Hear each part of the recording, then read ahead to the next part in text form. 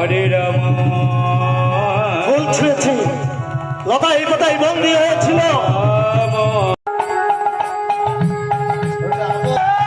বলছে এ আমার দেশের মাটি, এটি আমার জন্ম। হরে হরে এমন করে ছেড়ে চলে